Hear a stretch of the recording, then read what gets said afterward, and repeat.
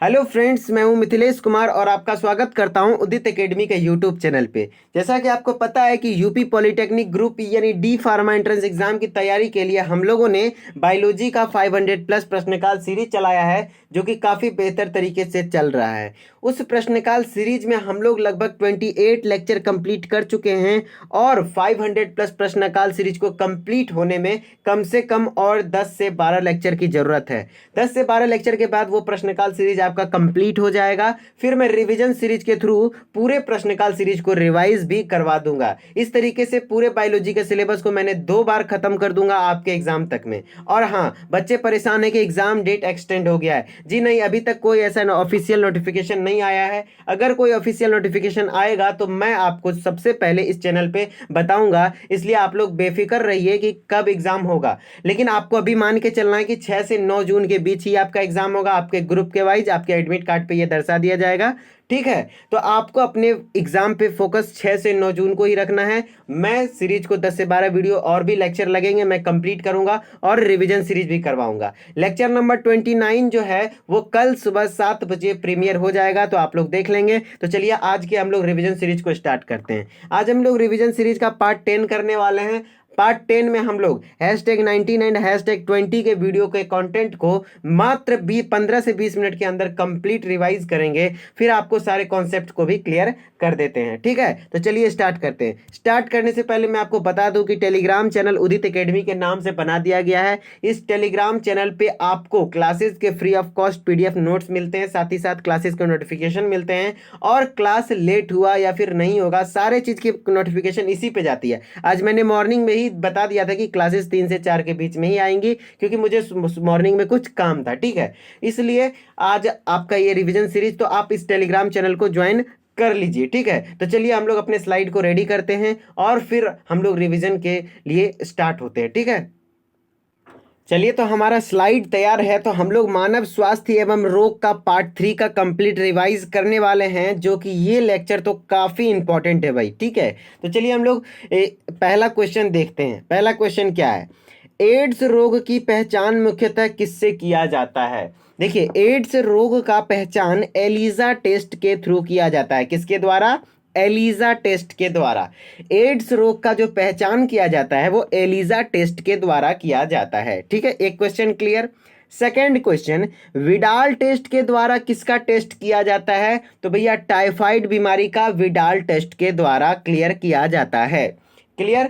दूसरा क्वेश्चन। तीसरा क्वेश्चन, ये जो पीसीआर है वो पीसीआर किस लिए काम आता है? अब मैं पीसीआर के भी बारे में बताऊंगा, क्योंकि मैंने बायोटेक्नोलॉजी पढ़ा चुका हूं, तो इस कारण से आपको पीसीआर के बारे में भी मैं बताऊंगा। पीसीआर का जो उपयोग होता है किस लिए होता है? डीएनए के एम्प्लीफिकेशन के लिए। जैसे कोई जीन ऑफ इंटरेस्ट है जिसको कि जो मतलब मान लीजिए कोई भी डीएनए आपको पसंद आ गया और वो एक ही है आपके पास, उसको आपको बहुत सारा बनाना है, तो आपको ये पीसीआर मेथड अपनाना पड़ता है। क्लियर। मैं एक बार स्लाइड को क्लियर करके समझाता हूँ। एक ही स्लाइड से देखिए कितने क्वेश्चन बन रहे हैं। एड्स रोग की पहचान मुख्यतः एलिजा टेस्ट। क्लियर। फिर विडाल टेस्ट किसके लिए? भैया टाइफाइड के लिए। फिर पीसीआर किसके लिए? डीएनए एम्प्लीफिकेशन के लिए। क्लियर। चलिए नेक्स्ट स्लाइड में अब हम लोग बात करते हैं कि यहाँ पे कुछ फुल फॉर्म याद रखने हैं, जो कि आपके एग्जाम के लिए इंपॉर्टेंट हो सकता है। ठीक है, एड्स का फुल फॉर्म याद रखना है। एड्स एक डिजीज है जिसका हम लोग किससे पता लगाते हैं? एलिजा टेस्ट से। एड्स होता किसके कारण है? तो एचआईवी के कारण होता है। किसके कारण होता है? एचआईवी के कारण होता है। ठीक है, तो एड्स का फुल फॉर्म आपको ध्यान रखना है। एड्स का फुल फॉर्म होता है एक्वायर्ड इम्यूनो डेफिशिएंसी सिंड्रोम। मेरे साथ आप लोग बोलिए, एक्वायर्ड इम्यूनो डेफिशिएंसी सिंड्रोम। ठीक है, फिर एचआईवी का क्या होता है? Human immuno deficiency virus. क्या होता है? Human immuno deficiency virus. ठीक है, फिर एलिजा का क्या होता है? एंजाइम लिंक्ड इम्यूनोसॉर्बेंट एसे।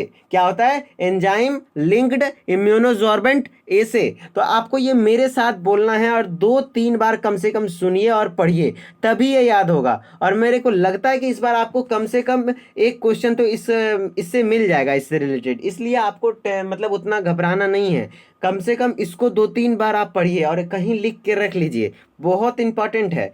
मतलब अक्सर क्वेश्चंस में आ जाते हैं मेडिकल एंट्रेंस में। ठीक है, तो आपको आपको मैं देखिए एड्स का कैसे याद रखना है, ए से एक्वायर्ड, आई से इम्यून, डी से डिफिशियंसी, एस से सिंड्रोम। ठीक है, तो इतना तो आप समझ रहे होंगे कि एड्स का फुल फॉर्म क्या होता है, एक्वायर्ड इम्यून डेफिशिएंसी सिंड्रोम। देखिए मैं इतना फोकस कर रहा हूं इस पे इसलिए ताकि मैं ही आपको याद करवा दूं, आपका कोई भरोसा नहीं है, बच्चे जल्दी इस पे फोकस मतलब या मेहनत करना ही नहीं चाहते हैं, इसलिए मैं ही क्लास में 2-3 बार रिपीट कर देता हूं ताकि भगवान करे याद हो जाए आपको और एग्जाम में कम से कम देखा देखा भी लगे तो आप सही करके आ जाएं। ठीक है, एड्स का फुल फॉर्म होता है एक्वायर्ड इम्यूनो डेफिशिएंसी सिंड्रोम। मेरे साथ आप लोग बोलिए, एचआईवी का फुल फॉर्म होता है ह्यूमन इम्यूनो डेफिशिएंसी वायरस। ठीक है, फिर एलिजा का मेरे साथ बोलिए, एलिजा का होता है एंजाइम लिंक्ड इम्यूनोसॉर्बेंट ए से। ठीक है, तो ये आपको फुल फॉर्म याद हो गया। फिर एक और फुल फॉर्म है जो कि आपको ध्यान रखना है, ये पीसीआर का। क्या, पीसीआर का, तो पीसीआर का फुल फॉर्म होता है, मेरे साथ आप लोग बोलेंगे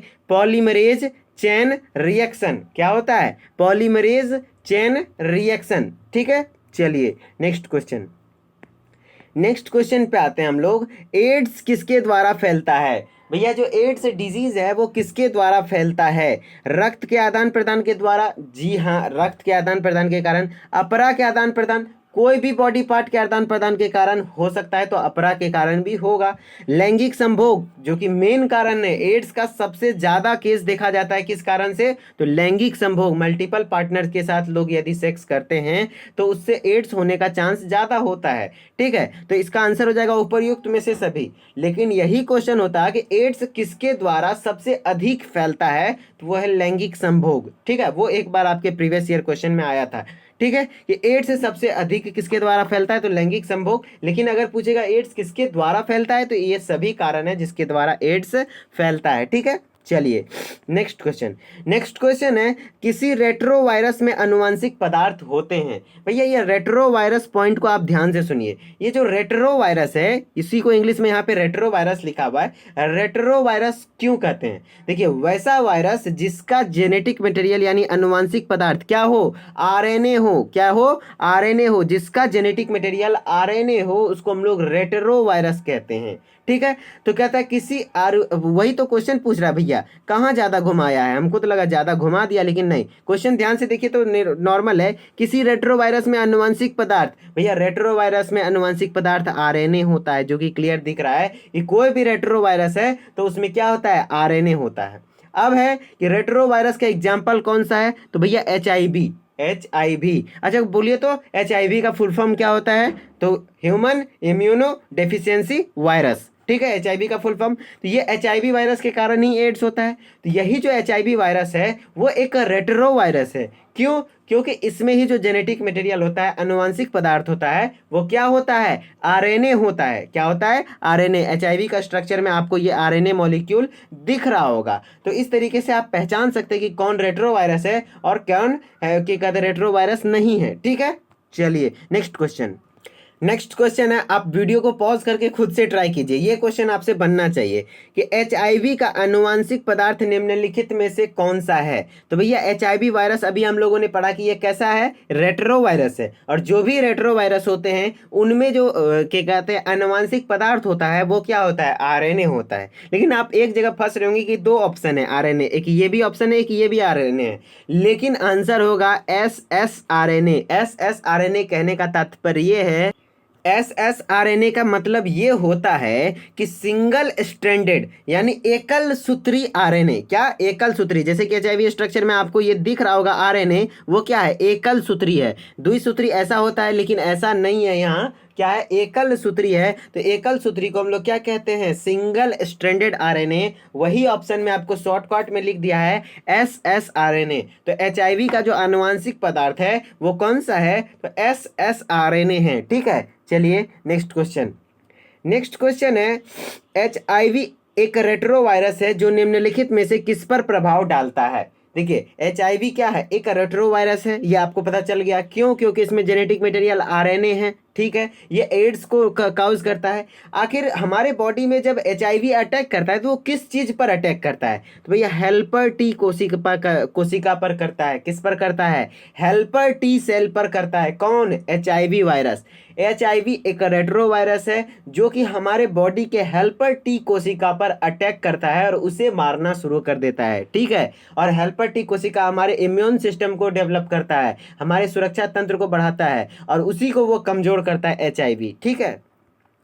चलिए नेक्स्ट क्वेश्चन है ये, इनमें से कौन पश्च विषाणु है? इनमें से पश्च विषाणु कौन सा है? अब रेट्रो वायरस कोई हिंदी में लिख दिया पश्च विषाणु, तो भैया पश्च विषाणु यानी रेट्रो वायरस, और रेट्रो वायरस आंसर हो जाएगा HIV, सीधा सीधी। HIV का एग्जाम्पल क्या है?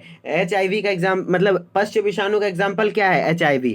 आपको दिख रहा है ना कि मैं एक टॉपिक से कितने सारे क्वेश्चन करवा रहा हूं, मतलब ये टॉपिक क्या है? इंपॉर्टेंट है। इस तरीके से आपके एग्जाम में कहीं ना कहीं घुमा फिरा के पूछ सकता है, तो मैं नहीं चाहता कि कोई क्वेश्चन आपको इस टॉपिक से आए और अनजान लगे, ठीक है।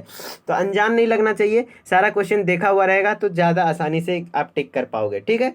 चलिए नेक्स्ट क्वेश्चन है AZT औषधि किसके इलाज में प्रयुक्त होता है? देखिए AZT औषधि क्या होता है? AZT औषधि को हम लोग ज़ीडोउडीन टैबलेट कहते हैं। आपको दिख रहा होगा मार्केट में ये ज़ीडोउडीन टैबलेट के नाम से आता है, जो कि एड्स के लिए होता है। किसके लिए? एड्स के क्योर के लिए यही टैबलेट चलाया जाता है, AZT औषधि। और ये AZT औषधि को ज़ीडोउडीन के नाम से भी जानते हैं। और AZT का अगर फुल फॉर्म पूछे, AZT टैबलेट का फुल फॉर्म क्या होता है, तो आपको रखना है एजिडोथाइमिडीन। क्या होता है? एजिडोथाइमिडीन औषधि किसके इलाज में प्रयुक्त होता है? एड्स के इलाज में प्रयुक्त होता है। फिर क्वेश्चन आ सकता है कि AZT औषधि को और किस नाम से जानते हैं या मार्केट में किस नाम से मिलता है, तो ये ज़ीडोउडीन नाम के टैबलेट से मिलता है, ठीक है। चलिए नेक्स्ट क्वेश्चन है विश्व एड्स दिवस कब मनाया जाता है? या विश्व एड्स दिवस तो अभी तक आपको याद हो जाना चाहिए कि 1 दिसंबर, क्या 1 दिसंबर से विश्व एड्स दिवस मनाया जाता है। विश्व एड्स दिवस कब मनाया जाता है? 1 दिसंबर, ठीक है। चलिए नेक्स्ट क्वेश्चन है विश्व कैंसर दिवस कब मनाया जाता है? और कैंसर दिवस भैया 4 फरवरी को कब मनाया जाता है? 4 फरवरी को कैंसर दिवस मनाया जाता है। अगर क्वेश्चन आ जाए विश्व कैंसर दिवस कब मनाया जाता है, तो 4 फरवरी। यही आ जाए विश्व एड्स दिवस कब मनाया जाता है, तो 1 दिसंबर को मनाया जाता है, ठीक है। चलिए नेक्स्ट क्वेश्चन पे आते हैं। नेक्स्ट क्वेश्चन है मनुष्य में सबसे ज्यादा होने वाला कैंसर है। देखिए ऑप्शन में जितने भी हैं सभी एक कैंसर के टाइप हैं, लेकिन सबसे ज्यादा कैंसर कौन सा होता है, तो कार्सिनेमा कैंसर होता है। कौन सा कैंसर? कार्सिनेमा कैंसर। सबसे ज्यादा होने वाला कैंसर वो है कार्सिनेमा, जो कि इस कैंसर में हमारा स्किन इस तरीके से कुछ अफेक्टेड होता है। तो क्वेश्चन ये भी आ सकता है कि कार्सिनेमा कैंसर में हमारे बॉडी का कौन सा पार्ट अफेक्ट होता है, तो वो है हमारा स्किन, ठीक है। चलिए नेक्स्ट क्वेश्चन है ऑन्कोलॉजी किसका अध्ययन कहलाता है? याद रखिएगा ऑन्को वर्ड आ गया मतलब वो कैंसर से रिलेटेड चीज है। क्या है? कैंसर से रिलेटेड चीज है। तो ऑन्कोलॉजी किसका अध्ययन कहलाएगा भैया? कैंसर का अध्ययन कहलाता है। क्या कहलाता है? कैंसर का अध्ययन कहलाता है। और कैंसर के डॉक्टर को हम लोग क्या कहते हैं? कैंसर का जो स्पेशलिस्ट डॉक्टर होता है उसको हम लोग ऑन्कोलॉजिस्ट कहते हैं। क्या कहते हैं? ऑन्कोलॉजिस्ट। कैंसर का जो स्पेशलिस्ट डॉक्टर है उसको हम लोग ऑन्कोलॉजिस्ट कहते हैं। और ऑन्कोलॉजी में कैंसर का अध्ययन कहलाता है। और कैंसर को जनित कोशिका, कैंसर को उत्पाद करने वाला कोशिका जिसके कारण कैंसर होता है उसको ऑन्कोजेनस कहते हैं। नेक्स्ट क्वेश्चन वही है शायद, ठीक है। नेक्स्ट क्वेश्चन देखिए वही है, किसके द्वारा कैंसर होता है? कैंसर किसके द्वारा होता है? तो ऑन्कोजेनस के द्वारा कैंसर होता है। किसके द्वारा? कैंसर ऑन्कोजेनस, जिसको हम लोग क्या कहते हैं? सेलुला कैंसरोसा। क्या होता है? सेलुला कैंसरोसा। सेलुला कैंसरोसा वैसा सेल जिसमें क्या हो रहा हो? कैंसर हो रहा हो। और वहां पे जो क्या है? ऑन्कोजीन है। ये एक प्रकार का जीन है जो कि कैंसर को प्रमोट करता है, यानी कैंसर मेनली जो होता है इसी ऑन्कोजीन के कारण कैंसर होता है। तो कैंसर किसके द्वारा होता है भैया? ऑन्कोजीन के द्वारा। कैंसर के अध्ययन को क्या कहते हैं? ऑन्कोलॉजी कहते हैं। कैंसर के डॉक्टर को क्या कहते हैं? ऑन्कोलॉजिस्ट कहते हैं। कैंसर किसके द्वारा होता है? तो ऑन्कोजीनस के द्वारा होता है, ठीक है। चलिए नेक्स्ट क्वेश्चन है, अफीम किससे प्राप्त होता है? भैया अफीम जो प्राप्त होता है ये एक नशीला पदार्थ है जो कि अफगानिस्तान में सबसे ज्यादा उगाया जाता है। तो अफगान मतलब ये जो अफीम है वो किससे प्राप्त होता है? तो भैया पेपेवर सेमनीफेरम नाम का पौधा है उससे उगाया जाता है। अफीम जो उगाया जाता है वो किससे उगाया जाता है? पेपेवर सेमनीफेरम नाम के पौधे से उगाया जाता है। फिर एलएसडी प्राप्त होती है, एलएसडी किससे प्राप्त होता है? कवक से एलएसडी प्राप्त होती है, पता है ना? एलएसडी किससे प्राप्त होता है? कवक से। और अफीम किससे प्राप्त होता है? पेपेवर सेमनीफेरम से। ठीक है, तो हम लोग अब चलिए पार्ट 20 को हम लोग कंप्लीट रिवाइज करने वाले हैं। ठीक है, तो एक सेकेंड मैं वो स्लाइड लाता हूँ।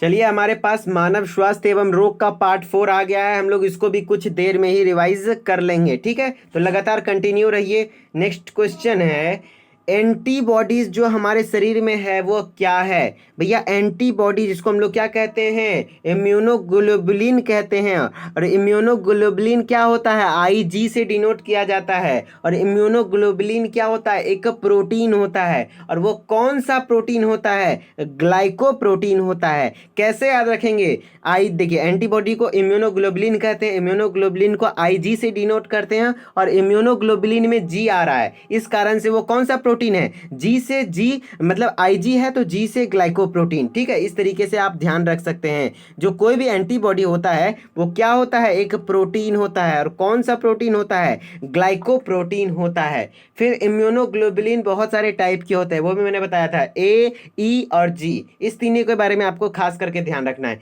इम्यूनोग्लोबुलिन ए के बारे में क्या याद रखना है? इम्यूनोग्लोबुलिन ए जो होता है वो माँ के दूध में पाया जाता है। माँ का जो कोलेस्ट्रम, माँ का जो पहला दूध होता है उसको हम लोग कोलेस्ट्रम कहते हैं। वो कोलेस्ट्रम में जो एंटीबॉडी पाया जाता है वो कौन सा है? Immunoglobulin A. और इम्यूनोग्लोबुलिन ई का काम क्या है? जब आपको किसी चीज से एलर्जी होता है तो सबसे पहले कौन सा एंटीबॉडी जनरेट होता है? Immunoglobulin E. ठीक है, कौन सा? Immunoglobulin E. और इम्यूनोग्लोबुलिन जी किस कारण से है? जो कि अपरा को पार कर सकता है। कौन सा ऐसा है इम्यूनोग्लोबुलिन जो अपरा को पार कर सकती है? तो इम्यूनोग्लोबुलिन जी। ठीक है, इस तरीके से एंटीबॉडी के बारे में आपको इतने कुछ बातें याद रखनी है। ठीक है, तो चलिए हम लोग नेक्स्ट क्वेश्चन पे आते हैं। नेक्स्ट क्वेश्चन है, रेट्रो विषाणु निम्नलिखित में से किस बीमारी का रोगजनक है? तो आप ध्यान लगाइए कि रेट्रो विषाणु कौन सा था? आप पढ़े थे ना, HIV। HIV क्या है? एक रेट्रो विषाणु है। और वो HIV किसके कारण है? एड्स। एड्स जो होता है वो किसके कारण होता है? HIV के कारण। और HIV क्या है? एक रेट्रो विषाणु है। ठीक है, चलिए नेक्स्ट क्वेश्चन। नेक्स्ट क्वेश्चन है, मनुष्य में जो प्लाज्मोडियम का संक्रमण अवस्था होता है वो कौन सा है? मनुष्य में जो प्लाज्मोडियम का संक्रमण अवस्था है वो स्पोरोजोइट है। क्या है? स्पोरोजोइट। स्पोरोजोइट यानी स्पोर के फॉर्म में जब वो गोल गोल छोटे छोटे हार्ड कवरिंग के अंदर रहता है तो उसी समय वो संक्रमण अवस्था में रहता है। ठीक है, तो मनुष्य में जो प्लाज्मोडियम का संक्रमण अवस्था है वो क्या है? स्पोरोजोइट है। इस तरीके से हमारा देखिए #20 में ज़्यादा क्वेश्चन नहीं है क्योंकि इस 20 के वीडियो में मैंने पूरे ह्यूमन हेल्थ एंड डिजीज को खत्म किया था। ठीक है, तो आज हम लोगों ने ह्यूमन हेल्थ एंड डिजीज को एक बार फिर से रिवाइज किया और ये चैप्टर काफ़ी इंपॉर्टेंट है, इसलिए इस पर ज़्यादा फोकस भी हो रहा है। तो आप लोग लगातार इस चैनल से बने रहिए। और आपका जो है नंबर 29 नंबर वीडियो जो है ह्यूमन फिजियोलॉजी का पार्ट 3 वो कल मॉर्निंग में 7 बजे प्रीमियर कर दिया जाएगा।